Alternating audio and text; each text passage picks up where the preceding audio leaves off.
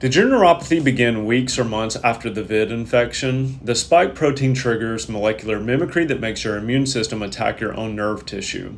In my 7 years of treating neuropathy patients, I've seen an explosion of cases following the VID infection.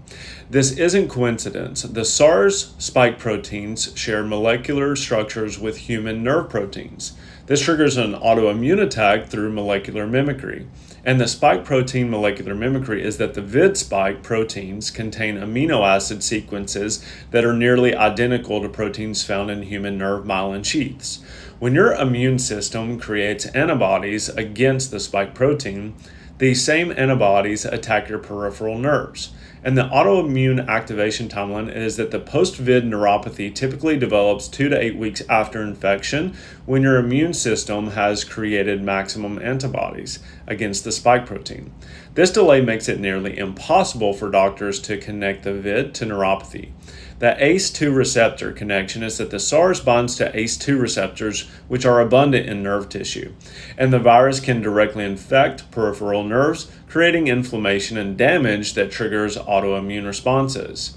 This creates a cytokine storm aftermath where the VID infection creates a massive inflammatory response with elevated interleukin 6 and TNF-alpha and other cytokines.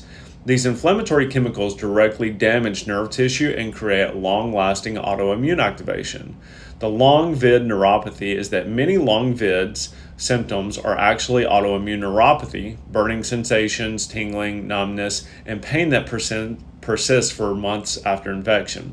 The spike protein antibodies continue attacking nerve tissue long after the virus is gone.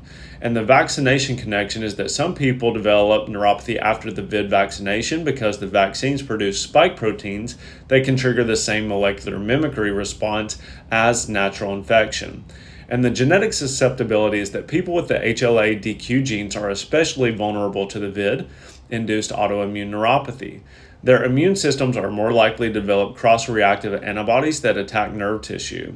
And the reactivation factor is that the VID infection can reactivate dormant viruses like Epstein-Barr, which hide in nerve tissue and create additional autoimmune triggers.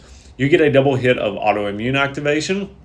And the treatment resistance is that the post-VID neuropathy often doesn't respond to standard treatments because doctors don't recognize it as autoimmune. They treat it like a diabetic neuropathy, which doesn't address the underlying immune dysfunction. When you understand how the VID triggers autoimmune neuropathy through molecular mimicry, you can use targeted immune modulation protocols to calm the autoimmune response and potentially reverse the nerve damage. You want to get a comprehensive autoimmune testing, including anti-spike protein antibodies and inflammatory markers. Work with a practitioner who understands the post-VID autoimmune syndromes and can address the underlying immune dysfunction. Did your neuropathy start after the VID infection or the vaccination? Let me know your timeline from VID to symptoms in the comments below.